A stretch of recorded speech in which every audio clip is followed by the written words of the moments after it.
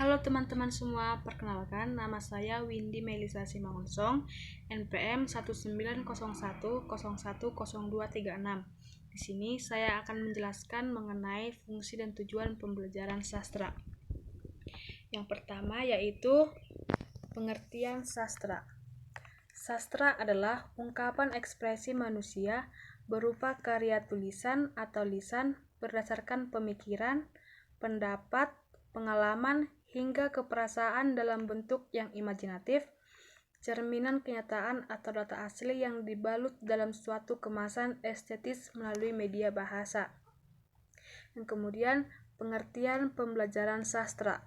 Pembelajaran sastra merupakan kegiatan membangun dan menciptakan pengetahuan sesuai pengalaman yang dimana siswa harus mengkonstruksi pengetahuan itu dan memberi makna melalui pengalaman nyata dan melalui pengalamannya langsung dalam menghadapi karya sastra itu. Kemudian, apa tujuan pembelajaran sastra? Yang pertama, memberi kesempatan kepada anak untuk memperoleh pengalaman dari bacaan serta masuk dan terlibat di dalam suatu buku. Kedua, agar siswa mampu memahami, menikmati dan memanfaatkan karya sastra guna dalam mengembangkan kepribadian, memperluas wawasan kehidupan, meningkatkan pengetahuan dan kemampuannya dalam berbahasa yang baik dan benar. Manfaat dari pembelajaran sastra. Yang pertama, memberikan motivasi kepada siswa. Kedua, memberi latar belakang budaya. Yang ketiga, memberi akses pada pemerolehan bahasa. Yang keempat, memperluas perhatian siswa terhadap bahasa. Yang kelima, mengembangkan kemampuan interpretatif siswa. Dan yang terakhir yaitu mendidik siswa secara keseluruhan. Adapun fungsi pembelajaran sastra yaitu yang pertama, melatih keempat keterampilan berbahasa. Di dalam pembelajaran sastra, keempat keterampilan berbahasa terlebih membaca menjadi suatu kegiatan yang sangat penting karena di dalam pembelajaran sastra selalu disertai dengan kegiatan membaca yang dapat membuat keterampilan membaca siswa akan menjadi lebih terlatih dan akan lebih baik lagi. Selain membaca, keterampilan yang akan terlatih pada pembelajaran sastra ini yaitu keterampilan menyimak.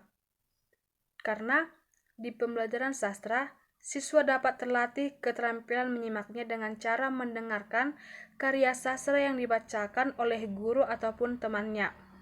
Kemudian, karya sastra ini juga dapat berfungsi melatih keterampilan berbicara dengan cara menyampaikan apresiasi untuk karya sastra ini sendiri yang melalui pameran atau peran-perannya dalam suatu drama. Yang kemudian, keterampilan menulis. Keterampilan menulis juga akan terlatih dalam pembelajaran sastra ini melalui kegiatan siswa yang diminta dalam menuliskan temuannya dalam bahasa dalam suatu karya sastra seperti novel ataupun cerita.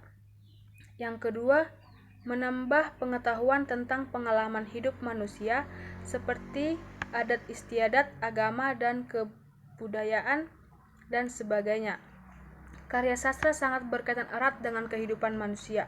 Seperti yang dikatakan sebelumnya, bahwa karya sastra itu sendiri adalah himpunan imajinasi tentang hidup. Hidup yang disajikan dalam karya sastra ini dapat berupa adat istiadat, agama, kebudayaan, dan sebagainya. Yang ketiga yaitu membantu mengembangkan kepribadian. Membantu mengembangkan kepribadian merupakan salah satu fungsi yang diemban pembelajaran sastra ini. Hal ini dilakukan karena di dalam suatu karya sastra sering menyajikan berbagai kepribadian yang dimiliki oleh tokoh-tokoh dalam suatu cerita. Lewat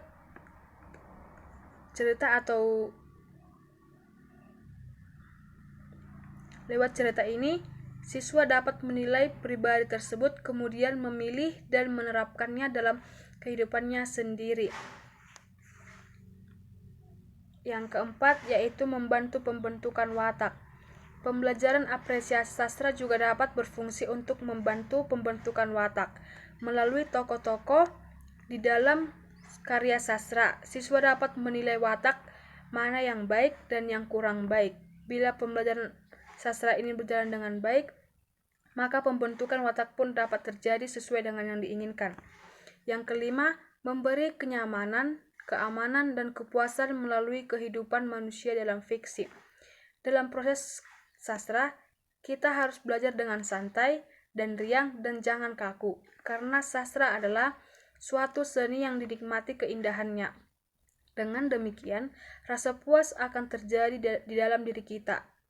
Dan juga, selain rasa puas dan kenyamanan, ada juga keamanan.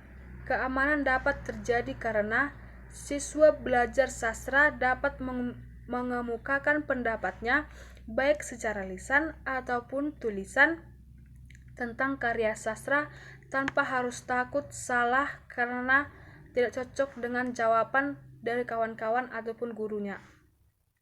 Yang keenam yaitu menghibur. Pembelajaran sastra memiliki fungsi menghibur yang disebabkan karena karya sastra menyajikan banyak keindahan seperti keindahan bahasa yang digunakan maupun keindahan penyajian dan kehidupan yang digambarkannya. Dengan demikian, karya sastra dapat memberikan hiburan kepada para pembacanya. Yang terakhir, membebaskan pembaca dan penulisnya dari tekanan emosi. Membebaskan pembaca dan penulisnya dari tekanan emosi ini dapat kita lihat seperti pembaca ataupun penulis yang membaca ataupun menonton sebuah drama atau membaca novel yang dimana mereka akan merasa perasaan mereka telah tersalurkan lewat membaca ataupun menonton sebuah drama atau novel. Sekian dan terima kasih. Selamat pagi.